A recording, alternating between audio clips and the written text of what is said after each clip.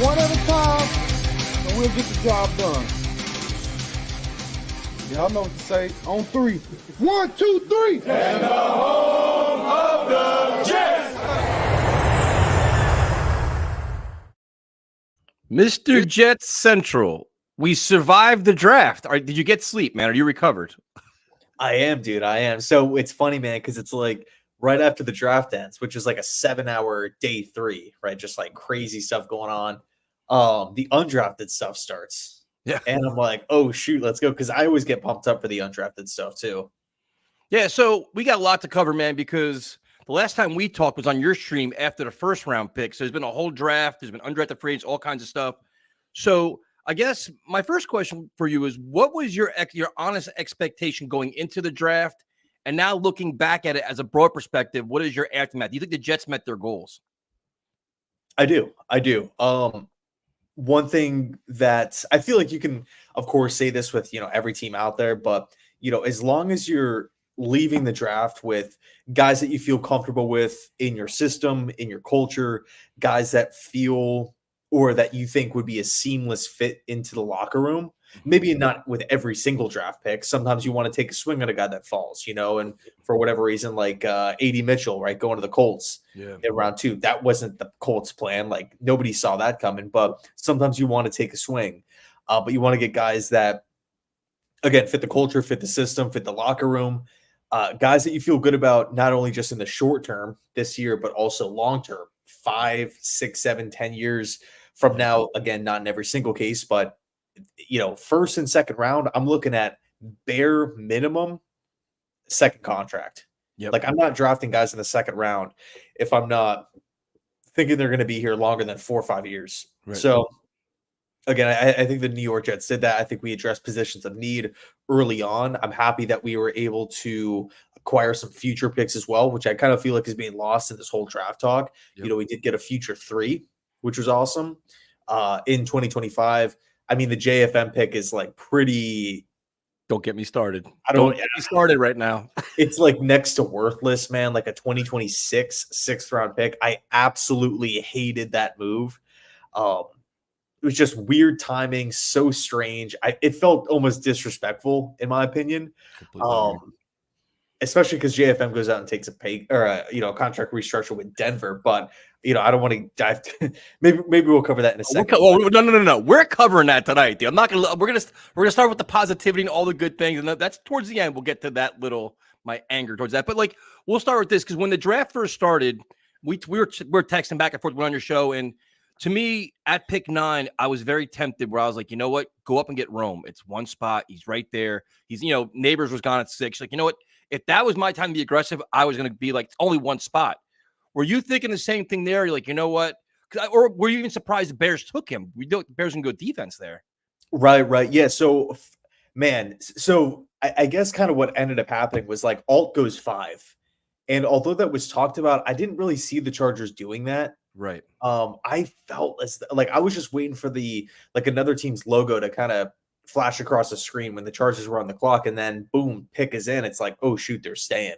Yep. They end up going with Joe Alt. He wasn't going to be there for the Jets anyway. Neighbors goes 6, easy.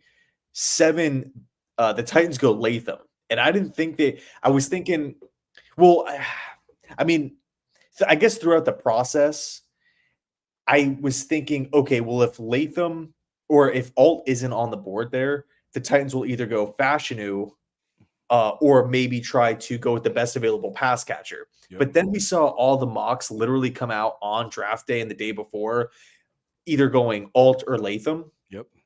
And if Latham wasn't going to the Titans at 7, he was going to the Chargers at 5. So it was like, okay, this guy's pretty much a top 10 lock. Like, it's not a coincidence that Jeremiah, Mel Kiper, Shrek, all these guys just drop it on the same day. Like, they probably got some sort of tip or information. Absolutely. So it wasn't the most shocking thing out there. The Penix thing threw me through a loop. I was going crazy. I'm like, what is this? Like, I was not expecting this at all. 9 comes up. I was thinking the Bears were going to turn in the card with Dallas Turner. They're their best. They had their pick between any defensive player, and they still go with Odunze. So for me, I was sitting there at spot number 10 thinking, Okay, well, Harrison, Neighbors, Alt, the top 3 guys are off the board. For me, my next, like the guy that I would have picked was Olu. Probably over Odunze and over Bowers as well. Mhm. But then we end up trading back the 1 slot and recouping a couple picks, which I thought was awesome. And then we end up with Olu anyway. So I was really, really satisfied with round 1. Yeah, I was too. I thought the Bowers thing was all smoke, man. I thought when there's so many people linking Bowers to the Jets, I thought it was all nonsense. It was complete smokescreen, which I guess Connor Hughes admitted it actually was. So Bowers, I wasn't surprised. And to me, it was like Olu, in the eyes of many, was your second best left tackle in the draft, second or third, however you're looking at it. And it was a need. It's literally a need because everybody knows the story. Tyron Smith, 1-year deal. We're expecting to play 12 or 13 games. It means Olu's going to play this year. He can also play right tackle. It's a good move for the now. It's a good move for the future. It made a lot of sense to me, man. It's really good value. And I was surprised by some of the reactions by Jet fans. I'm like, dude, the draft is more than 1 round. Like, we can still get playmakers later on. I thought Olu was just a solid, not safe. It was a solid quality pick there. That's going to help the team this year. Like, everybody's like, oh, he's not going to help us this year. Yes, he is. He's going to play this year. It's a fact. Yeah, and I mean, you look at the positional, I guess, importance. Yep. Dude, we haven't had a franchise left tackle since Ferguson. Yep. And we've been searching and searching, veteran after veteran, draft pick. It's just not working. Nope. Right? So, and dude, you actually made a really, really good point on the live stream that we were doing on my channel, literally like whatever it was, 15 minutes after the pick was made. And you said that, back in January, and even February too, like Jets fans were trying to figure out ways to mock Olu to the Jets. Like, man, hopefully he falls. He's probably not going to fall. We're all living in a fantasy world. He's not going to be there. We end up getting him at 11 with the extra 2 draft picks. It's like, man, if we just rewind a couple months, and now he can learn from Tyron Smith as well. I thought that was an excellent point. Rich, what's up, man? No, it's cool. And the thing is, too, it's like, so then you get your offensive lineman. So now you look at the O-line. It's like, all right, you can see the depth guys. Like, do you think right now, to me, honestly, I'm like, I'd still try to go sign Connor McGovern. He'd be a backup at center, backup at guard, gives you versatility. You have Carter Warren, you got Max Mitchell, and then you're kind of set. Or would you still say, you know what, go get Donovan Smith still? Or do you want Bakhtiari? Like, I mean, you can only keep so many offensive linemen, right? You can't keep all these guys, and you can't keep signing guys. So would you still sign a McGovern or Bakhtiari or Donovan Smith, or 1, 2, or 3 of them? Yeah, I mean, I think the more the merrier, obviously. I think Bakhtiari is probably the guy that I'm not really too focused on tackle as of right now. Yeah, me neither. Because we have 2 options with Tyron Smith and Olu. And then we kick it to the right side. We got Moses, Warren, and Max Mitchell. So 3 guys there. I think interior offensive line is a bit, like John Simpson, what happens if he doesn't look good in camp, or what happens if AVT doesn't look as explosive coming off the Achilles and maybe needs more time or something. We got Schweitzer. Yep. And, it's nobody else to really. Would you rather have, I know your boy Herbig, I think, is getting cut with the Steelers. Would you go Herbig? Would you go McGovern? Like, who would you go? Do you have a preference? Dude, if Herbig is out on the open market, I would love to sign him. But I think with McGovern, he already knows the team. He already knows Hackett. He already has playing experience with, a lot of these guys. Yep. And he could also play center or guard. So if Tippmann, whatever, gets hurt in week 1 or ABT gets hurt, he can kind of be that go-to, IOL immediate backup, which I really like. Whereas with Herbig, I don't necessarily like his center play a year ago with the Steelers wasn't all that great, which is why he's being talked about getting released. All right, so the Jets go O-line round 1, which I thought was a quality pick, but now you had the wait. So you had no second-round pick, and you're late in the 3rd round. You're like, oh, man, there's going to be a run of wide receivers. What in the hell are the Jets going to do? And lo and behold, the run does happen, and you're like, trade up. Find a way to trade up. You got to get higher. You got to get higher. Second round comes and goes. You're like, Jesus Christ, what are they going to do? They do trade up. Now, what was as the draft played out, like, say, top of the 3rd round, what was your plan for wide receivers? Some people like Roman Wilson. Did you who are you looking at there? So, first of all, I was actually, I mean, we were talking about it too on draft night. Like, we were talking about potentially moving up back in round 2. Yep. Packaging those extra picks that we got from the Olu trade, or, going from 10 to 11. also the Zach Wilson pick as well. Yep. So, maybe just an extra little throw in there. But we start going throughout the second round, and it was just a bunch of defensive guys, corners, defensive tackles, and stuff. It was just it felt like defense every pick. And then I think it was so Coleman goes 33. Yep. Hulk goes to the Patriots, and then there was that long run of defensive players. I think the next receiver taken was Mitchell at 52 or 53 or something to Indy. Yeah. And then I'm kind of just watching these picks go by, and I'm thinking, okay, I feel good about a couple of them. I feel good about Troy Franklin, who ended up dropping, Corley, Roman Wilson, and there was another receiver too. Yeah, I remember. I had it written down too. Shoot. I remember at the time I was totally fine with 3 receivers. Yep. And I'm like, I don't want to trade up if there's 3 I feel really, really good about. So I'm going to wait until that one goes off the board and then start making calls. If that second one jumps off the board, then I'm really trying to move up. But what ended up happening was the picks kept going by and nobody is taking a wide receiver. Yeah. So we get to the 60s, and I guess Joe Douglas didn't want to wait, and he just moved up a handful of picks, selected Corley, which, is another pick that I'm really excited about. Now, talk to me about Corley, because it was interesting where, everybody sees the highlights and his tenacity, everything he brings, and it's going to add a whole other dimension to the Jets offense, which is phenomenal. Now, people are saying he's a running back that's playing wide receiver, but I think he's more than that, though. I think he can get downfield a little bit. I think he can do different things in a route tree. I don't think he's like a one-trick pony by no means, but I think he's going to add another level to this offense for sure. Yeah, I mean, you kind of see all the comparisons under the sun. People are saying Tyreek Hill. Some people are saying Debo. Packers, Randall Cobb. Some people, I've seen some people say Elijah Moore, which I'm not really when I think of Malachi Corley, I think of somebody who you could just kind of pitch the football to, throw a screen to him, throw a little underneath crossing route to him, somebody who you can put in pre-snap motion, do a reverse, that type of, those gadgety type of plays. Yep. I would even, I personally wouldn't rule out, handing the football off to Corley, just out of the shotgun as a running back. Yep. There's a couple teams that do that with wide receivers, or that have done that with wide receivers in the past.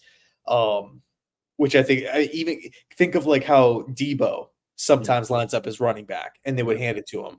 Yeah. So I think Corley, yeah, dude, like you said, you can use him in a bunch of different ways. And he has speed, which I really like. I mean, this is another point that I feel like gets lost in this whole process.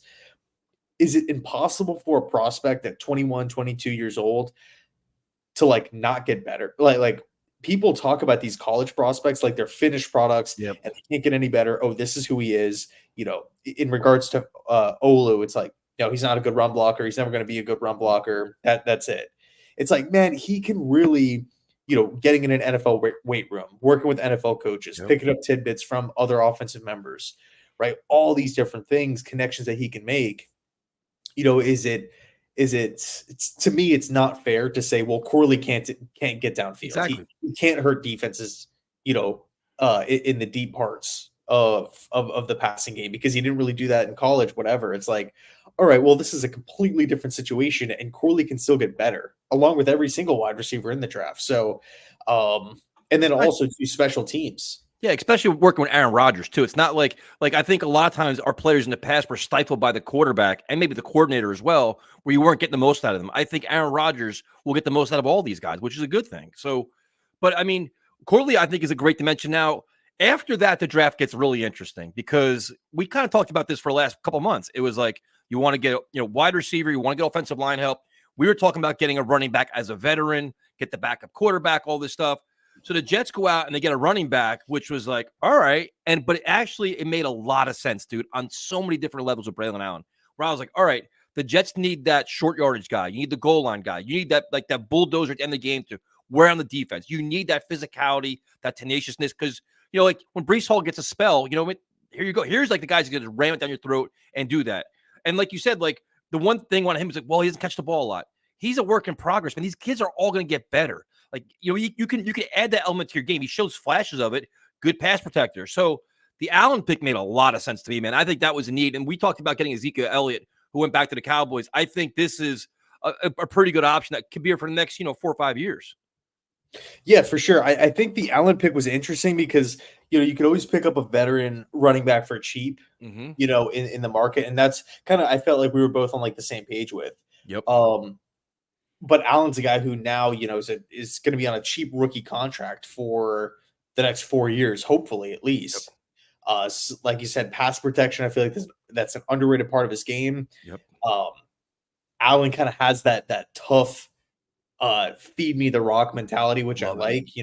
Give it to me 30 times and I'll take care of him. He had the back-to-back 1,200 plus rushing yards at Wisconsin when they kind of ran that pro style offense. Yep. And then they ended up making the switch at head coach, bringing in Fickle, and he kind of opened everything up. And he was still pretty productive. Yeah. But yeah, man, I mean, I've seen some comments like, oh, he might not be the best pass catching back, but it's like, we can't get top 5 talents in round 4. You know what I mean? Like they're getting picked in round 4 for a reason. You know what I'm saying? Yeah. So I like the pick, but I think it's definitely kind of a weird tandem with Davis, who we're gonna jump to. I don't know if you want to just jump to it now or if you want to just wait.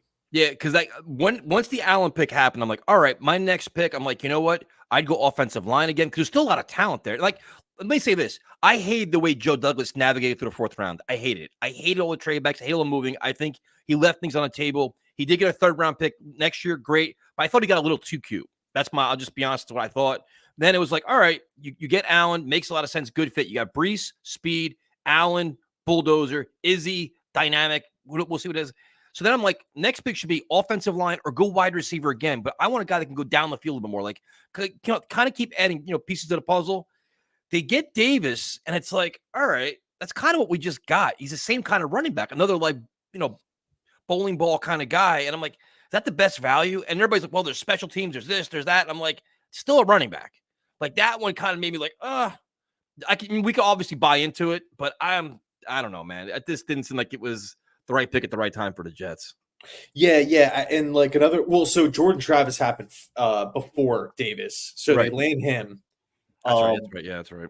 But yeah, I mean, with Davis, it sucks, man, because it's like, he's a rookie coming in as a as a late round guy. I don't want to come down on him because of the position that he plays. Like if we didn't draft Braelon Allen, I feel like Jets fans would love this pick. Right. The fact that Douglas, for whatever reason, drafted the 2 running backs when we already have 2 young backs on the roster, which he both drafted, one of which last season Izzy.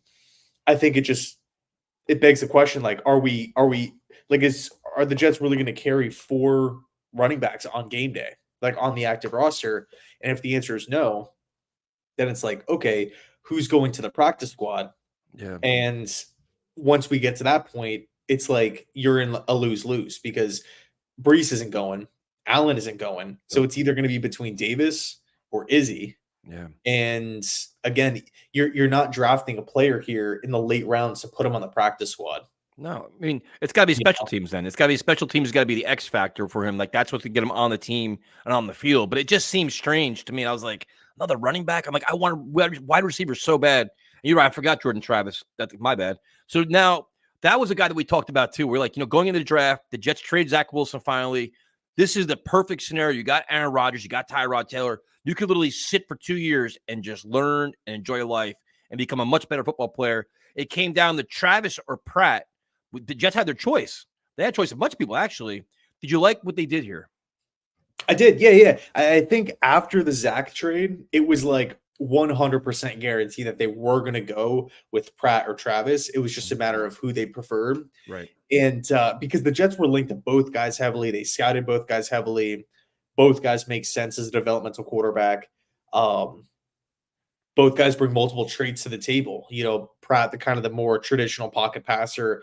Travis, the big time program. Florida State won a bunch of games, battled through adversity, has a ton of mobility, just kind of has that toughness to him, that natural leadership ability. So I do like the pick. Yeah, it makes a lot of sense, dude. And then it's like he's a great leader, a great competitor. Like his mindset, it seems like people gravitate towards him, man. And it's like before his injury, everybody loved the kid, and now it's like people are kind of discounting him a little bit. Like I wouldn't discount him at all. He's coming back with a chip, and he looks like he genuinely loves being the Jet. Like he's embracing every aspect of it. He wants to learn. He wants to get better. And this is the way you groom a quarterback, right? Literally, you draft him knowing he's not going to play. Like we'll see in 2 years, man. Just sit back and learn from Aaron Rodgers. That's the best case scenario for a kid like that with that much talent too.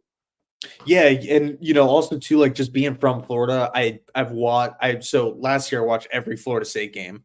And then the year before that, I watched mostly every Florida State game. And the dude battles, man. Like when he first got the job at Florida State, like things weren't going well. Like there was talk about making a change, not serious talks with Jordan Travis about transferring, but just Knowles fans saying, "Hey, man, look, we can do better here. We're Florida State. We can't be settling." But with Norvell, like at the time, the head coach, Mike Norvell, like he took over the program and was just like, okay, we need to take a couple years to rebuild this thing. Mm-hmm. Trust me, I got this. And Florida State thankfully did. They did not fire him. Yeah. And he got a bunch of transfers in, and the team just started loading up. And I mean, dude, like Keon Coleman was a second-round pick. Johnny Wilson was a draft pick. Benson was a mid-round pick to the Cardinals at running back. And then Travis goes, obviously the defensive players, they were just getting plucked. I think Florida State in all had 10 drafted players. So it just kind of goes to show like the work that Norvell and Florida State did to improve the roster over those couple of years. But when they improved the roster and Travis just kept getting more experience under his belt, the better he looked, the more comfortable, the more confident that he looked over time. And we all kind of saw that like blossom come to a head his final year, where they won a bunch of games until he got hurt against Southern Miss. So I was actually watching that game, and my stepdad, who I was watching it with, was just he was pissed, man. He's like, he's a diehard Florida State fan. He went there, and he was just like, I can't even believe it. Like this is the undefeated season. Yep. It's all down. It's all downhill. Yeah. Here. So from there, now the next two guys, I'll be honest with you, I didn't know nothing about, dude. I was like, you know what? Like, I know enough to be dangerous for the draft, but you get in the later rounds, I'm like, I don't know these guys. But the guy from the CFL, I'm like, they pick him. I'm like, what? The CFL? But then you see the story, what this kid did. He played, then he quit to take care of his family. Then he played like a local fan league. Then he goes to the CFL and becomes like rookie of the year and does all these great things. He tests well before the draft. And you see what he brings to the table. And the story is amazing, man. It really is. It's just, you know that he's motivated. He loves the game. He wants the game. And I think that's a Joe Douglas type of player, right? Like they love the game of football. They want the most. It's all about work ethic and hard work and everything else. Did you know who this guy was when they drafted him? Because I had no idea, dude. Yeah. So a couple weeks before the draft, there was this report that came out suggesting that he had a bunch of pre-draft visits, but the two teams to watch were the Jets and the Bills. He supposedly made a lot of sense there. Both coaching staffs really liked him, and he took 2 top 30 visits to both Buffalo and New York. But I got to be honest, on draft day, I completely forgot about it. And then when I saw his name pop up, I'm like, oh man, the Jets, Toronto Argonauts, right? CFL rookie of the year over there. Yep. So I'm like, man, the Jets, they pulled the trigger and they landed him.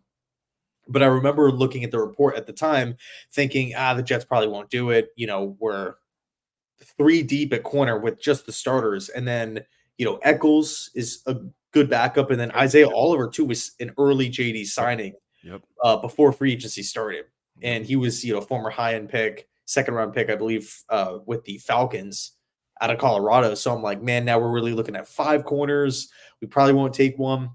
In fact, the corner that I actually wanted was TJ Tampa, because he was supposed to go in like top of round 2, and he was there in round 4. And we kept trading back. He ends up going to Baltimore, which I felt like was a steal for them, because I do feel like he could be a day one impact guy. But no, I hope he balls out. Yeah. And now, while this is happening, we're watching the draft and all these moves are going on, and there's breaking news. There's a trade. I'm like, a trade? I'm like, what? I'm like, oh, John Franco Myers has been traded. All right. You kind of had a feeling that was going to happen based on his tweet, where he's like, life is like a trampoline. So he knew something was going on. Zach Rosenblatt hinted there's going to be a trade happening. I'm like, all right, they're trading him. What is the value? I was disappointed that he was being traded, but I'm like, what's the value? And when you see a 2026 6th-round pick, I'm like, you've got to be effing kidding me. I'm like, that's ridiculous. It's almost like you mentioned before, it's almost like insulting. It was like a throwaway. Like, you know what? It's a true salary dump, discarding you. And I think Joe Douglas is handing a prior contract to put him in this cap situation to begin with. I think it's just they mishandled so many different things. But the way I look at it is JFM is going for a 6th-round pick in 2 years from now, and Bryce Huff went for nothing. That to me is like a misuse of just your resources. That's just a bad like your defense is a strength in a win now year. Why take a piece of your puzzle away? So then he can go to Denver and go 2 years, $15 million. He couldn't do that here. Like it was all about the salary dump. He was obviously willing to restructure because he did it with Denver. So he couldn't do it here. They couldn't find a way to make it work because my concerns are this. Everybody wants to crap on him because, he got the penalties, he got this. He's a very good defensive lineman who's versatile. He can rush the pass or he can stop the run. You're taking that away and saying, okay, Kinlaw, you better earn that paycheck. Michael Clemens, you better step up. You're putting a lot of pressure on young guys that haven't really done that consistently to make sure your run defense doesn't fall off. That's a risk, dude. And I trust Ulbrich and Saleh, but this move bothers me. I'm not even going to try to hide it. Yeah, I mean, it is kind of like I see what you're saying about like the whole disrespect kind of feeling, because I kind of felt the same way, and it was also the team that just acquired Zach Wilson. So you're kind of thinking, okay, well, because I think it was Rosenblatt that reported that the trade was in works, in the works for 3 weeks. Yeah. Yep. And it's like you to me at least, why wasn't JFM included in the Zach Wilson trade? Yep. And almost like a package deal. That's first off. Number two, yeah, like you said, like why couldn't he restructure here? Yep. Part of that I think is, the Jets are already carrying so much dead money for this year, and with all these restructures, it's just more dead money in the future. Yep. Dude, I think the Jets are over $50 million in dead money this year, which sucks, man. Dude, imagine if we had an extra $50 million. And then that's but just not to cut you off, but that's where Joe Douglas gets credit for a lot of things. That's also him. There's two sides when you evaluate a general manager. This dead money is coming from a lot of contracts he gave out, man. Like these mistakes that he made, it's finally biting you in the ass, and now it's costing you John Franklin Myers. I think to me, there's always a way to have like creative accounting. I was kind of hoping they could find a way to keep him. CJ Mills took a pay cut, extend DJ Reed. Like they traded for Hassan Reddick. I love Hassan Reddick. I think he's a great player. He's looking for a new contract. Get his contract reworked out. I just feel like there's ways to get around to keep John Franklin Myers here. And I think the other thing they said was, well, it's playing time. We couldn't guarantee the playing time that he wanted. Well, you platoon everybody. So what's Reddick going to come in now and play 80% of the snaps? That's not going to happen. Saleh's not going to do that. So it seems like it's just weird, man. It just rubbed me the wrong way. Yeah, I don't think that they would trade him away if they didn't have a plan. But I think the question is that plan good? Right. The reality is we should not be in this position where a win now football team is trading away a win now piece. And by the way, I'm not saying JFM is Aaron Donald or a top 5 pass rusher or anything, but like you said, man, he's versatile. He can play in a 3-4, 4-3, outside rusher, inside rusher, stops the run, rushes the passer. He does have good size to him. And I think that's, in the end, I think like I'm going to be pulling for him in Denver. Of course. Yep. I know the Jets and the Broncos have like this little like rivalry kind of going on with Hackett and Sean Payton, but first of all, I like the Broncos draft, but in regards to JFM, man, like I hope he does hit Denver, impact the locker room in a positive way, get on the field and make plays. Such a weird thing. I was going to say something as you were talking. You made a really good point. I was going to piggyback off of it, but I forget. So now we got a very pressing question. What are you drinking from the jug, JetsCentral? Yeah, so this is a Publix spring water, but I put a Gatorade Zero electrolyte packet in there. Hey, you're hydrating, man. I'm proud of you. That's very good. Now I know that you love talking to our Muppets. I think a Muppet has a question for you. So hold on a second. I think it's Oscar. Ian, is it possible Douglas moved JFM knowing that Taylor was the guy he wanted for his replacement, or is that just too irresponsible even the Jets? I think it's being framed so it's a good question, Oscar. I think the way I kind of look at it is that if Taylor was the go-to option, he would have been drafted. Yeah. You don't run the risk of just trading JFM early in day 3 because Taylor was supposed to get drafted around 6 to 7. Yep. And not only did we just pass on him, a bunch more times as the day went on. But then they hit undrafted free agency, and then you run the risk of him taking a deal elsewhere. Yeah. I think it's a nice, lucky situation that the Jets found themselves in, where it's just like, oh shoot, we lose JFM, and Leonard Taylor is not being picked, and we're like midway through the 7th. Let's give him a call, see if he wants to, come to rookie camp. And the Jets also brought in a couple other defensive linemen who are kind of versatile in the same way. Yeah. But I don't think that was like this mastermind plan. I think to me that was just luck. Tyson, please ask Ian if he was willing to have Coach Sala, the Muppet, on for an in-depth interview. Yeah, when we get the Coach Sala Muppet on, things get serious, Ian. This is when you haven't experienced this level of chaos on this channel yet. If things start going south at some point, you're going to experience it, but that's a whole nother level. Now, the one thing is, before we even go into the undrafted free agents, Mr. Irrelevant, at that point, I was already kind of checked out of the draft. I was kind of starting to drink some beers and just trying to relax a little bit. Mr. Irrelevant, was that a pick that you knew anything about? Can you see any value? Maybe you could special teams, could play safety, maybe corner. What do you think about that pick? Well, I think, when you can really with the last pick of the draft, if you can get an SEC starter who's been consistent, especially for Alabama on the defense side of the football, somebody that Nick Saban, the best defensive mind in college football, trusts at an extremely important position in that style of defense, kind of a strong safety type of role. I think that's a win. Yeah. Again, like the Jets had that Mr. Relevant pick, kind of going back to the previous question from Oscar. It's like, if Leonard Taylor was really the plan, like, all right, we're going to move him, and then, 2 rounds later from now, 3 rounds later from now, we're going to draft him, he probably would have been the pick at 256 or whatever it was. So here's a question from Joe Douglas himself. Should I get Justin Simmons? Yeah, for sure. I love Justin Simmons. He went to the rival school that I grew up with. I actually played in a basketball tournament with Justin Simmons. Did you really? For charity, yeah, because he came back home. Look at you. I told you you're a celebrity. You don't believe me. You're on the Jets videos now. This is ridiculous. So Simmons has like a big family with like a bunch of brothers who are all athletes too, who are younger. And Simmons is a couple years older than me. So yeah, no, it was cool. His family, they're like super involved with like the community and stuff. So now, before we go into the undrafted free agents, are there any free agents that you're looking for? Like, what are the holes for the Jets? And I'll say, like, I still want wide receiver help. I still would go McGovern. I have no problem going safety at all. I think if you're they picked up Elijah Vera Tucker's option, obviously, but you traded JFM. You have caps, but Jets have some cap money and make some moves still, and they can still be creative about it. Are there players you're still looking for? Joe Douglas. Yeah, I did, man. I did. I freaking suck at basketball, man. But no, Tyson, I think, I'm definitely for a win now team. I'm always down to keep adding players. Yeah, for sure. There's still receivers out there, man. I think Tyler Boyd still hasn't signed yet, has he? No. So he's taking a visit to Tennessee within the next couple of days, which was interesting. Crazy. Your guy MVS is still out there. That's. I know you're really high on him. I will hate life. Him, MVS, and Lazard, dude. I'll be drinking twice as much on Sundays. Watch him drop passes. Corey Davis is still out there. That's an interesting guy. Now, did he ever go visit Tennessee? Is there any rumors about where he visited or no?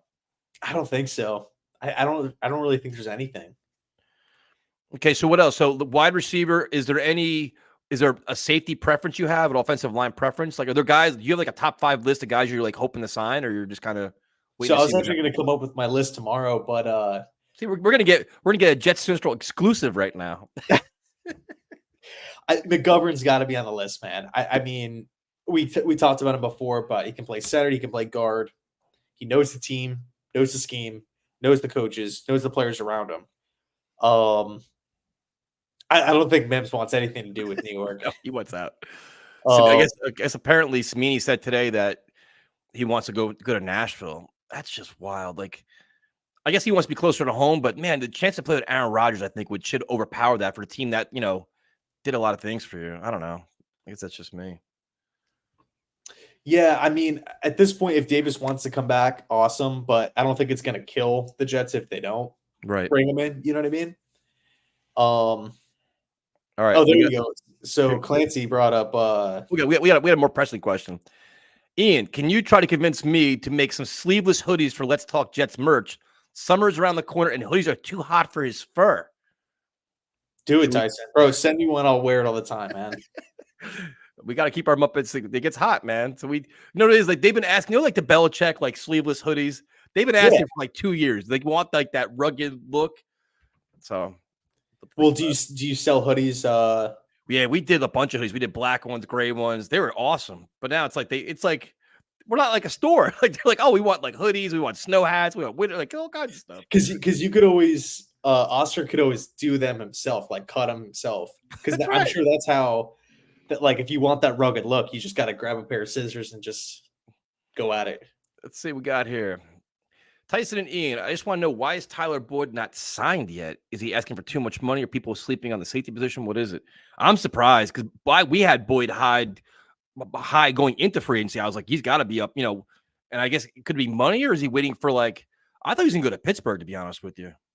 Well, I feel like, man, like there's every year there's good free agents that are just around and they don't sign because it's probably like they're asking for too much money or whatever it is.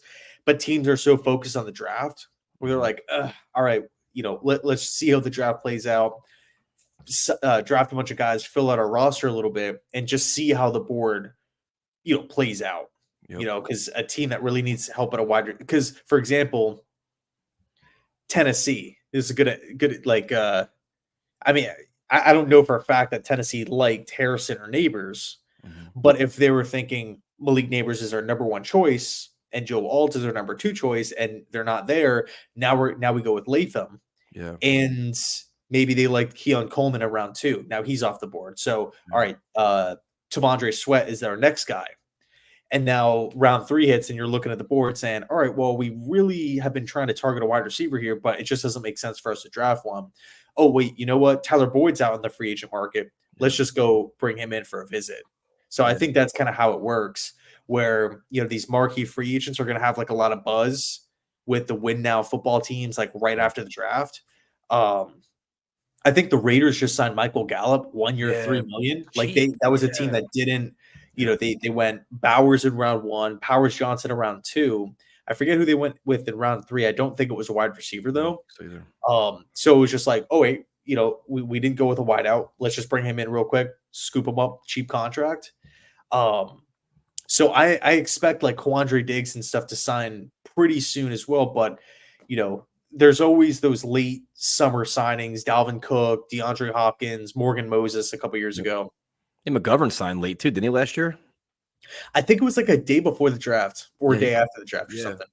Yeah, I mean, it's gonna be interesting. Like you said, a lot of teams now, they look at what they have, what they don't have. The draft is gone, and you kind of want to get guys before mini camp and stuff, and get slowly get ready for training camp. Before we go into the undrafted free agents, I mean, Beckham Jr. is still out there too. I wouldn't mind him at all, to be honest with you. Now, our good friend Lee J. Douzable put a hot take out there, and he said the Jets have the most complete roster in the AFC East and one of the best rosters in football. Now, it's interesting. Like, I could see it. I could see why, because coming into this offseason, they have a great defense. They lost a couple pieces. They added pieces. You added Reddick. Chuck Clark can be considered an upgrade over Whitehead, assuming he's healthy. Sauce will get better. Jermaine Johnson can get better. Will McDonald can get better. Do you see this team as being the best roster, just the roster on paper, in the AFC East? I guess it kind of depends how you want to look at it. I think it's better than Miami. I think it's much, much better than New England. Yep. But Buffalo's the big question mark there. I know on paper the Bills lost a bunch of players. Big names. Hoyer, Hyde, Diggs, Trey White. But first, like, there's a reason why Buffalo drafts well every year. There's a reason why they win the division every year. There's a reason why Josh Allen went from this project small school quarterback to a top 2 QB now, top 3 QB now. They like Brandon Beane, Sean McDermott, and it's crazy because growing up, the Buffalo Bills were like dysfunctional, but growing up for me, I should say, like now, dude, they are a well-oiled machine. Yep. They're like, and we've seen this kind of that organizational flip with Detroit as well. Detroit used to be a joke. They're like a freaking juggernaut now. Yep. But they lost all these guys. They're all older. They're all slow. They're all hurt all the time. They always kind of miss time here and there. Like they didn't even have Trey White a year ago, and people were like, "Oh, well, they lost Trey White, so their cornerbacks are going to be super thin." It's just like, all right, well, they didn't have him at all, pretty much. Right. They went on this playoff push without him and stuff. So, before, like, I'm not writing the Bills off. I do think Miami took a step back. Yeah, I think so too. I think they lost a lot of talent, and they just don't they don't have the resume of showing that we can replace these guys with random free agents or random draft picks. In some cases, yeah. Yep. But like with the Bills, for example, like they lost Tremaine Edmonds, like this young, high floor, high ceiling linebacker. They couldn't afford him, so they lose. He signs a big money, like $85 million deal with the Bears, and they get this 3rd round pick who's just like developing on the roster, and he puts up similar production in year 1 a year ago. Yeah. So it's just like weird things like that. Trading a 3rd round pick for Rasul Douglas, he comes in as is a baller. Yeah. So with Miami and New England, I just don't have any confidence in.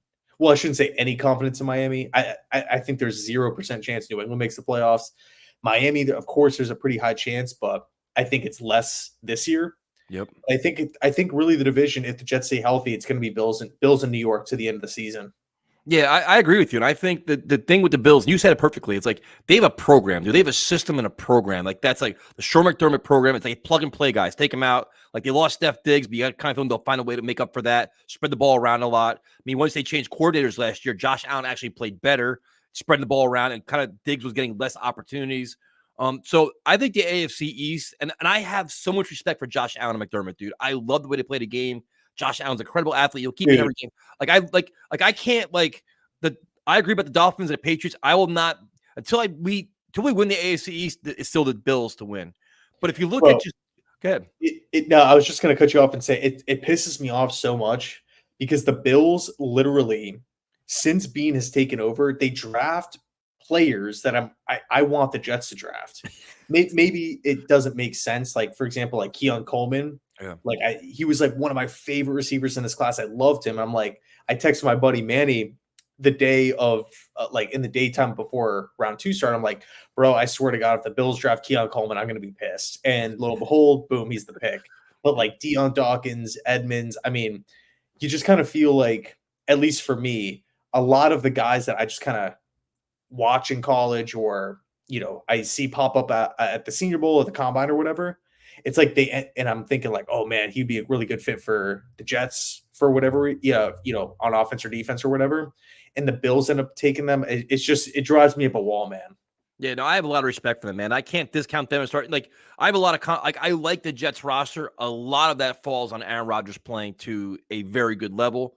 But then you look at, so if you say the AFC East, we have a lot of confidence. Where do you think this roster stands in the AFC as a general? Because we'll go into the undrafted free agents in a second. But the AFC East, there's some great teams, man. Chiefs, Bengals, Ravens, all these great things. Where do you think the Jets rank? It's so tough, man. I mean, it's because, like, think about the teams last year that either just sucked or were a surprise. The Texans. Bro, the AFC is loaded, man. I mean, let's just quickly go through it.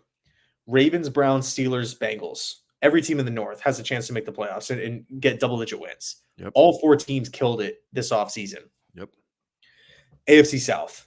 Jaguars, not the biggest on, but probably a 7 to 9 win team, I would say. Yep. Houston, killing it. Colts, better, but I would probably say 7, 8 win team. Dangerous team, though. Dangerous team. Yeah, dangerous. They're not a 3-win, Yep. crap situation. Yep. Tennessee, they got a lot better. They signed a bunch of random veterans. Pollard, Calvin Ridley. Yep. With the new coach coming in, like, I don't know. I don't want to completely sleep on Tennessee here. But again, 7, 8 win team. Who else? AFC West, Chiefs, Chargers with Jim Harbaugh, Raiders with Antonio Pierce, Denver, Sean Payton, but I do feel like in year 2, Sean Payton, they're going to get at least a little bit better. And even if they don't, they're still like a 6, 7, 8 win team. Yeah. And then you have the AFC East. New England is horrible, but Buffalo playoff team, Jets and Dolphins, like there's I could really only see like one or maybe 2 teams in the AFC that are just horrible. But every other team is like respectable and can knock off anybody on any given Sunday. So then teams being like, New England for sure. And then a random situation happens, right? Like Richardson gets hurt again for Indy and they all fall apart or something like that. Whereas the NFC, man, like you're looking at up and down the conference and you're like, I could see that team finishing in the top 5, that team finishing in the top 5. But the AFC is just like, man, that's a playoff team. That's a playoff team. Well, see, and then you're looking at rosters. For me, the difference maker is twofold. First is the quarterback. The quarterback changes everything, dude. That's where you can either elevate your team or bring your team down. Like you can carry your team to wins, or it can help your team lose. So is Aaron Rodgers what we expect him that much of a difference maker to make this roster top 5 or 6 in the AFC? I mean, on paper, the answer is yes. But I do think there is an element of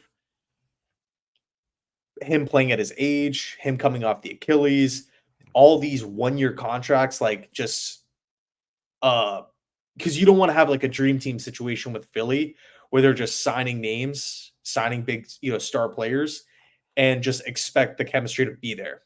Yep. And just like, all right, everybody's gonna do exactly what we want them to do. Everybody's gonna fit exactly where we need them to. Everybody's gonna play well together. I think there might be a little bit of a chemistry question in the early parts of the season. I'm just hoping we can stay relevant, right? 3-3, 4-3, somewhere in that range by the midway part. And then from there, maybe add a trade deadline piece, another wide receiver or something. Yeah. And then just, freight train through November and December. As opposed to, us having, maybe chemistry concerns early on and us being like 2-5. Yeah. And now we're playing catch up and there's all this pressure and all this panic and the storylines in the media and stuff like that. I think it's so important for the Jets to win early in the year. You see, and that's where I'm hoping that the Jets can count on defense and a really good running game to get Aaron Rodgers acclimated to the season, acclimated to his offense, acclimated to, Mike Williams and everybody else. And then as the season progresses, you open your offense up so you can throw the ball more, be more aggressive. But like you can win with running and defense as he, and play action pass until they get all on the same page and go from there. But I agree, man. Like that's so now if you look at the top rosters in the AFC, I think the quarterback is a big difference. The other big difference is our good friend who's your good friend in the chat. He loves you. Hold on. Where is he? Hold on. Hold on. I'll give you a second here because he's been firing out. Here's your buddy. When you're looking at rosters, you look at the quarterback and then it's the head coach. The head coach make a big difference. I think McDermott makes a big difference with the Bills. Obviously, Zach Taylor. You talked about Harbaugh. So now, how much of a difference can Saleh make? Is he a positive or negative? Like where you say, you know what? The Jets could have a, say, top 10, no, say not higher than that, top 5, top 6 roster in the AFC. Can he make them better than that? Can he coach his team up and lead them to be one of the better top 3 teams in the AFC? Yeah. Defensively, yeah. But it's tough because we haven't seen that the last 3 years. We haven't seen Saleh, I would say, elevate the roster. Like when you watched Todd Bowles, when you watched Rex Ryan, you kind of got the feel defensively that they were maximizing everybody. Yeah. Right. Random players, late round picks, whatever. I get that same feeling with Saleh on defense. But the reason why we never had that much success under Todd Bowles was because, offensively it just wasn't there. Yeah. Rex Ryan, of course, Schottenheimer calling the shots, and that offense was stacked with receivers and running backs and O-line and stuff. But, I think when you start looking across the AFC, Tomlin, Reed, Harbaugh, McDermott, even Stefanski, Zach Taylor. I would probably say D'Amico Ryans as well now. Like, there's a lot of coaches where you're like, man, those coaches, like, pull Andy Reid off the Chiefs. What are they? They're not as good. Right. Pull McDermott off the Bills. and replace him with whoever, they're not as good. Whereas with Saleh and the Jets, if things don't go well, like you can make an argument. All right, well, if you replace Saleh with an up and coming offensive mind or whoever it may be, you could make the argument that that team could get a lot better. Yeah, and this is the one point I'll actually agree with Elmo. It's like this is the first time Saleh's got a legitimate quarterback to actually work with. Maybe his time management changes, his game management changes. A lot of things could change. We have Aaron Rodgers. So like when you're trying to struggle with freaking Zach Wilson is just destroying everything. So it's, I mean, but I have questions about his leadership, his time management, everything in a big spot, and that's something he's got to prove. Like I think right now, I mean, we could safe to say Joe Douglas came a win now team. This is legitimately a win now team that should compete for the top end of the AFC East, if not win it, should win 10, 11 games. And you have enough depth, I think, to overcome injuries as well. Aaron Rodgers goes down for a couple games. You got Tyrod Taylor. Like there's depth at the right positions. Maybe a little concerns with wide receiver, but there's really not many excuses, man. Yeah, if you want to click on Douglas's comment there at 9:21. Yeah. So if you want to just kind of go through it real quick and just try to name 8 coaches that you would rather have over Saleh just in the AFC too, by the way. I could do it. Yeah, let's do it. Well, we could do I'll it. Count. You go, I'll count. Andy Reid, both Harbaughs. That's 3. I'd take Stefanski. I would take Tomlin. Should I take? I take Vrabel too. Who else? I mean, I think Sean Payton's a better coach than he is. There's a lot, dude. I guess he hasn't won yet, but in terms of who he is, so we're at 6. McDermott. Did I mention him yet? 7. Who else we got? I'm missing. Who am I missing? Zach Taylor, DeMeco Ryans. DeMeco Ryans did a great job last year. 8, 9. Yeah, I mean, thinking about it, I mean, Pierce. you think Mike? Yeah. Antonio Pierce. Oh, and Antonio Pierce outcoached him last year. I guess the fair thing is it's just that he hasn't played with a quarterback though. How will he coach with a quarterback? How about everybody's Clancy, Joe, Rich, Daniel, Hawk, Mike McDaniel. Mike McDaniel. But see now, what Mike McDaniel did with his offense, like you could say Saleh did with his defense. So they had a better quarterback at the time, but in the big spot, they've been melting too, though. It seems like the Dolphins start out hot, everybody slowly but surely figures them out, and then they fade towards the end. I think he's a better coach than Saleh, but he's got a lot to prove too, man. He can't keep they keep falling apart, losing on the road, and like you're getting figured out. And but dude, there's a lot of coach. Sorry, go ahead. No, this is a really good point. Zach Taylor wasn't on the verge of getting fired until Joe Burrow came. That's a fair point too. But dude, what's kind of sad about this whole thing, man, is that's just the AFC. Like if we flip it over to the NFC, we could just start going on the list, right? Dan Campbell, Sean McVay, Kyle Shanahan. I mean, there's lots of coaches that I think, maybe Kevin O'Connell, Matt LaFleur. Yeah. Geez. So if you start factoring the NFC team, Matt, that hurt. That kills me, man. Ugh. But I mean, and this is the question: can the Jets overcome the lack in coaching with talent? And that's Aaron Rodgers. That's what Aaron Rodgers can do. A great quarterback is the perfect deodorant for a bad head coach. That's proven. We've seen it over the years where it's just like you can hide them, but at some point when we're talking about big things here, win the AFC East, win a playoff game, get a home playoff game. That's when everything dials up a notch. But I mean, we don't have to be doom and gloom about Saleh. I want to go to undrafted free agents because this is where you shine, man. When these guys get signed, I don't know a goddamn thing. And I'm like, thank God I talked to Ian because I don't know anything about these guys other than the kid from Miami that everybody loved that should have been drafted higher. So let's go through some undrafted free agents and you can drop all your knowledge. And then I just want to know, like, how many of these guys do you think have a legitimate chance? Because the Jets have a lot of feel-good stories to undrafted free agents. You had Tony Adams, Huff, Xavier Gibson. A lot of guys made Brownlee, all these guys, dude. So how many of these guys do you think could actually have a chance to make the roster? It's tough because we're in such a win now type of mentality. Whereas, a couple years ago, we're not in that place. Right. But yeah. So, Surgod, Marcus Riley signed a 3-year deal worth over $2 million. I saw that with New York, I was shocked by that. Not because of Riley, but just handing out a 3-year deal before even seeing him suit up in practice. Yep. But yeah, I think Riley obviously has a good chance of making the team. Not maybe necessarily with the 53-man roster, but with the practice squad for sure.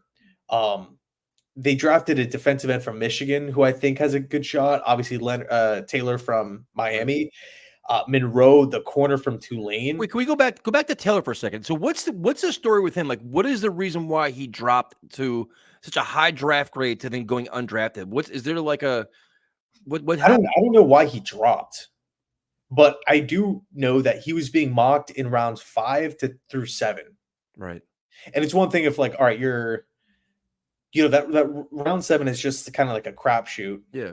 But like if you're like consistently going in mock drafts, like in round 5, round 6, some in round 4 to go undrafted. I mean, it's not like totally like, whoa, what the heck is going on? Right. Because we see it every year. There's players that slip through the cracks every single year. Right. I don't know. Maybe it could be something that we just didn't know. Maybe he didn't interview well. Yeah. Maybe something rubbed coat. Maybe, I don't know what happened. If anything. So what does he bring to the table though? Because he's like he has a lot of people like him. What does he bring to this defense? Size, athleticism, production coming from Miami. And another thing too, man, like you look at the Hurricanes defense, it's like the Hurricanes do a really good job of recruiting with their new head coach, Mario Cristobal. Well, I shouldn't say new because he's been there for a couple of years, but you look at just the ceilings, the potential, the talent that some of the kids coming out of the Hurricanes have that are hitting the draft. Like one guy who I really love was Cam Kitchens, who was a mid-round pick by the Rams. I think that dude's going to be a beast at safety, but they're just young, talented players. I think, yeah, Joe, let's see. Taylor's production fell because he was young and immature. Plus he was focused on by offense. Yeah, he's only 22, hopefully now humbled. See, I didn't know anything about him being immature. So it's good insight, but you never really know what could happen. Like the Spencer Rattler drop, Ian Rappaport comes on and says, oh, coaches are still like a little freaked out over the QB1 documentary, which was in 2018 or 2019. It's like, dude, what are you like? Yeah, that's ridiculous. Yeah. So any like little thing like that could happen. Maybe he was late to the combine or late to something, and that, word got around, and I don't know, just randomly throwing stuff out, like things that could have happened, but we do know that Taylor should have been drafted and he wasn't. So, right. All right. So if you had like your top 3 undrafted free agents, who would they be for the team after Taylor? I would say, Braelon from Michigan, Monroe from Tulane. And I really like Shaheem Battle, the corner from NC State. He was a 4-year starter for them. And that was also 6 feet tall. So is he a corner with a safety? Because I think it still seems like Sal likes to get guys that can play corner and safety. You're kind of say, okay, if we can kind of make a hybrid kind of player. Dude, they like that at like that. Dude, that I feel like that trait, that's either a Sala thing or a Joe Douglas thing. Yeah. Because dude, if you think about it, they have that same approach with the O-line. Douglas talking about the recent interview.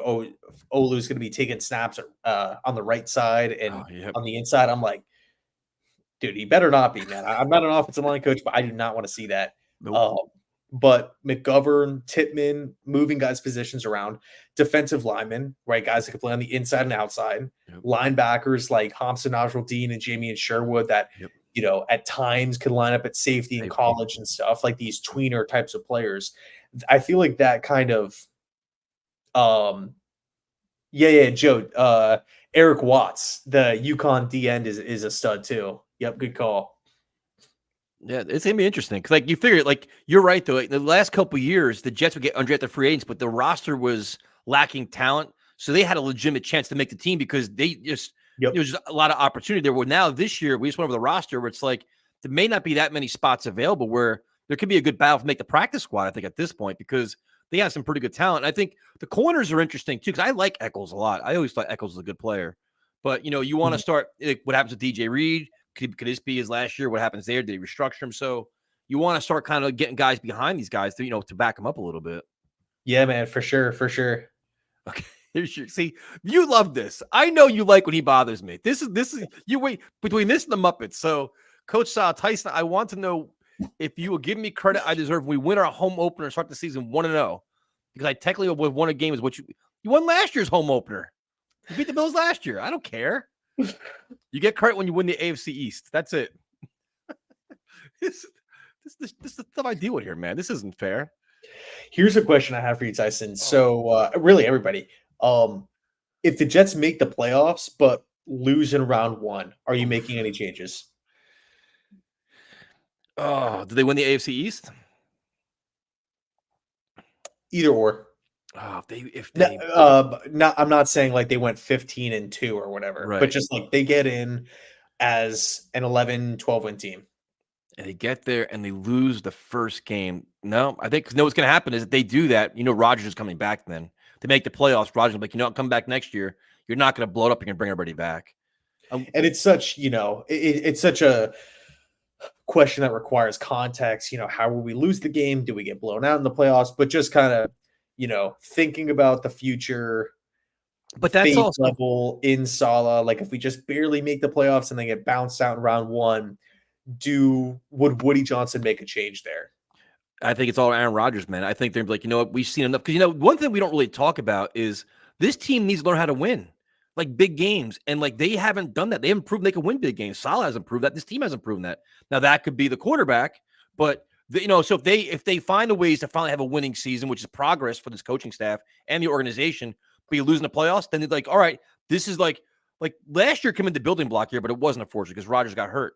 This could be like, all right, we won 10 games this year. We lost first round of playoffs. Next year is our year to build off that and make that last final run, Aaron Rodgers' last little ride, and that's it. So I think they'll see what he started. But no, I think I think they'll making the playoffs, I think gets everybody to come back. I really think so. You're not going to blow it up with Aaron Rodgers on one more year left. You're not going to do that. He's not going to, unless the one thing I keep thinking about, this is like way down the line, but I think this team has so much respect for Ulbricht, like Jeff Ulbricht, that they maybe could elevate him too. Like, you know what? Salah's not going to work out. We'll make Ulbricht the head coach, keep everybody in the same spot they're in now, and keep moving along. They could do that too,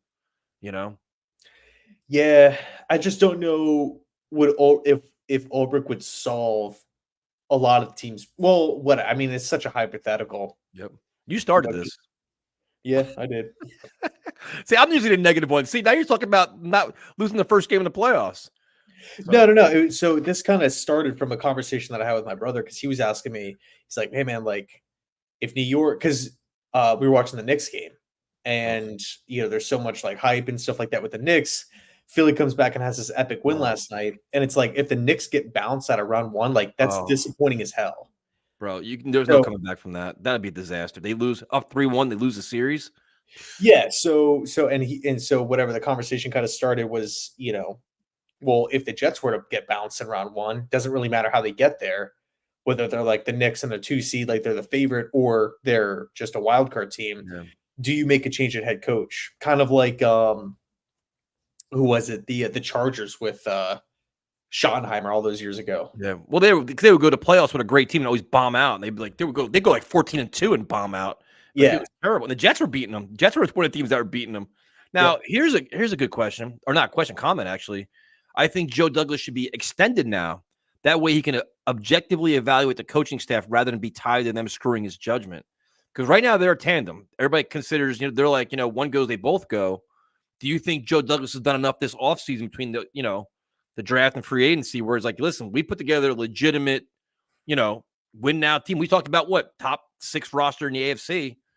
Is that enough for Joe Douglas to keep his job? No matter what happens with Salah. It depends, man. Like, because I think another underrated part of the whole thing too is, say whatever, if things aren't going well, what happens? Yep. If somebody were to get hurt, is there a move made? Is there any urgency from the organization? I do not like the losing mindset. Yep. Where it's almost like if we win, it's this massive celebration. We got to throw a parade. But if we lose, it's just like, all right, whatever. It's the NFL. Losses happen. Yep. Yeah. You know what I mean? Yep. Like, you watch playoff coaches last year talk about how much they despise losing. Mike Vrabel had a crazy press conference. Yep. Dan Campbell had a crazy press conference where they were like, I believe they were both like cursing at the podium, like just talking about how much they hated losing. I think Dan Campbell's actually came I could be wrong, in like a meaningless week It was. It was. 18 game. And they're like, oh, like, are you guys like focused on the playoffs? And he just went off. Yep. I love that though. But But it I kind of like just that, seems though. like with this regime, it's just like, well, the other team got us out of answers. Whatever. We'll see what happens next week. And See, I don't like that. I wonder, like, I'm curious to see Salah's mindset this year with Rodgers as his quarterback. I think a part of him probably realized he couldn't win with Zach Wilson. I think they just realized that it was not going to work. It was like such a hindrance to the team that, the team quit on him a couple times and everything else. So it'd be interesting to see how they handle it. But I think the Joe Douglas support he's getting now is really, really interesting. Where at the end of last year, we talked about this. I was pissed. Like the way they handled the quarterback was up to get fired, in my opinion, and the offensive line and everything else. But now he kind of pivoted with some really quality moves with risk associated with him because you know what? Tyron Smith-Morgan-Moses, a little bit older, 1-year deal. Mike Williams coming off a major injury, all these things. And the dead cap money that we're dealing with too is a problem. So it's interesting to see how everybody kind of likes him. Good. Yeah, and another I would say point to kind of not lose track of for the organization moving forward is extending Gardner, Garrett, having enough money to bring these guys back. DJ Reed. I don't want to be in a situation with kind of like how the Bengals are, where they're like, all right, well, we're going to end up having to trade T. Higgins or just like let him leave because you just can't afford to bring him back, even though he's like a homegrown, player that was picked in the top of round 2. I do not want to see Garrett Wilson hit the free agent market because we don't have enough, because whatever it is, dead money or whatever. I don't think it would ever get to that point. But because so many of these young building blocks were like either in the same class or the year before, year after, whatever it is, I don't want to completely sell out like that to where when Gardner's, agent comes knocking for an extension, we can't just say, well, we're going to end up playing the franchise tag game for a year or two and just start pissing everybody off. Well, that locker room will be out of their minds. With you like Garrett Wilson and Sauce Gardner, they've earned it. Now it's like they've been the heart and soul of this team during the worst times of this organization. When they start playing well and they start winning and their contract comes up, you got to pay them. Brees Hall, like all these guys, dude. And it's like the benefit of having a quarterback that doesn't make a lot of money, a young quarterback that's not getting paid, is you have that. When you have, when Joe Burrow's making whatever, $40-something million a year and Patrick Mahomes does, that's when you start losing players because that quarterback contract is taking up a huge part of your cap space. Right, but if the Jets are in win, I mean, dude, just if you have some time, take a look at Rodgers' contract, man. Like we have to pay him through 2028. I know. That's a lot of year, and we're talking over $20 million. Yep. So, yeah, I just don't want to get too crazy with the sellout mentality. Now, do you know this answer? How much dead money clears after this year? I'd have to double check, but I can probably figure it out within like 10, 15 minutes. Yeah, that I don't know. Let's see. How many AFC I think the majority of the dead money comes off. I think so too. How many assistant head coaches would you rate better than Saleh? I don't know. AFC assistants? I don't know. Man, we don't make this show bashing Saleh the whole time, but there are some questions. But it's like it's a big year, man. It's like they're a win now team. Stay healthy, get through training camp. Can still add another couple pieces, which we talked about. McGovern, what else? Add a safety if you want. Is there any part of this roster as of today? Was it today, May 1st, that concerns you? Sorry, what was that? I was reading. I know, the chat. See, Oscar's just chatting away with you. Is there any part of the roster that concerns you? Is like one, like like the one little if you're like, well, I feel a little worried about that. Not really. I would say maybe wide receiver depth if Williams is not healthy or if Garrett Wilson were to get hurt. Yep, that's mine. Maybe interior offensive line depth, but that's such an easy fix. Yep. To me, offensive line you could solve. I bring back McGovern. I think you do that. Wide receiver is my biggest problem. I think it's just I just have here you go. $52 million dead money this year, no dead money in 2025 per over the cap. That's a good start. You guys got to start spending it. And then I know that everybody's asking about the Jets moving the Queens for the new stadium. I don't think it's happening, dude. I don't believe that would ever happen. I haven't seen anything about it. I know it's a lot of politics involved, stuff like that, but the Jets and Giants haven't made it MetLife. They haven't absolutely made. I can't see them moving. I don't. I love it. I love them to have their own stadium. We've always wanted that. I just don't see it happening though. Here's a good. This is right up my alley, dude. Thoughts on Woody Johnson being cringe on the draft calls? What do you mean? What's going on? We got you, dude. It's uncomfortable as hell, and the fact that the Jets like showing it to everybody on social media, like they're proud of the calls, they're brutal, dude. Woody's awful. He is. You don't think he is? It's no. I mean, I'm. It's bad, dude. Yeah. I mean, these like, dude, like these calls and like whatever moments and stuff for like the college kids are like once in a lifetime. Remember it forever. Yep. Like, don't. And I mean, this goes for like just more than draft calls. It goes for like the people that are on the panel on draft night, like trying to make like stupid one-liners about the prospects, or if, you know, if their name sounds a little different or something like that. Like, I don't know, man. Like, just the need to like try to crack a joke or try to be funny all the time is just kind of like annoying. But yeah, it's definitely cringy, man. It is. It's such a great moment. Like, as a Jet fan, I want to see Saleh talk to him. I want to see Douglas talk to him and his position coach. Like the moment he had, like Ulbrich had, I think it was Stiggers. I like some of those. It's like, you know what? That's what you want to see. I don't want to see Woody Johnson. I don't care what he's saying. It's just so he's trying too hard to be somebody he's not. Like, you're not cool. You're not one of the guys in the locker room. You're not. You're just the owner's paying for everything. Don't act like, you know, he's like, oh, we've been watching the tape. I'm like, Woody, if you're watching the tape and giving insight, we got bigger problems there because you know nowhere's near the goddamn tape. You'd be like, I like how the Lions operate. They just like all stand up and freak out. Yeah. It's like they're like their own football team, like celebrating a TD. No, it's awesome. So did we not we covered a lot tonight? Has it hour and 15 minutes already? Is there anything we didn't cover? I don't think so. No, JFM trade, undrafted stuff, draft stuff, Saleh. Douglas, yeah. I think we're good, man. We're good. No running backs, yeah. And free agents. We covered a lot, man. I'm exhausted. No wonder you wear me out. So now that the off season is here, do you relax a little bit, or what do you start studying? Do you study you start studying like how people fit into the offense, like the position battles? Like, what do you do now? Are you talking about like me personally? Yeah. We're trying to learn about JetsCentral here. This is like when we're on your channel, we're a little more loosey-goosey on this channel. Dude, I try to keep it low-key on my channel too, man. No, I got some stuff planned. Nothing too crazy. But I think once June hits, it'll probably be that's always the month for me where I'm always like, all right, let me spend a lot of time at the beach. Yeah. Stuff like that. Yeah, 100%. Yeah, because you have what mini camp is this month, right? It's in May sometime, May 20th or something like that. The rookies report, rookie camp, mini camp, all that stuff. And then it kind of quiets down a little bit, which is cool. Then you can just relax and get. So you can go to beach year round where you live, dude. What kind of shit is that? Bro, come down, man. Come down. We can go. It's yeah. So I honestly like the beaches over on the East Coast of Florida better than over here on the West Coast, but they're still nice regardless. I mean, you can literally go to the beach on Christmas, man.